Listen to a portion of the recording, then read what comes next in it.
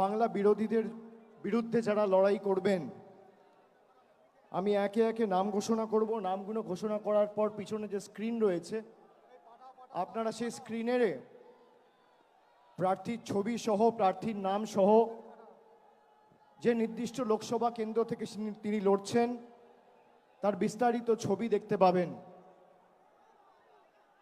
এবং বাংলার মূল যোদ্ধা যারা, কুচবিহার থেকে শুরু করে কাকদ্বীপ, দার্জিলিং থেকে দেগঙ্গা, যে 42 জন প্রার্থী লড়াই করছে, আমি একে একে সবার নাম ঘোষণা করব। আমি প্রথমেই শুরু করছি কুচবিহার। কুচবিহার থেকে তৃণমূল কংগ্রেস প্রার্থী 2024 সাধারণ নির্বাচনে বাংলার হয়ে লড়াই করবেন জগদীশ চন্দ্র বাসুনিয়া।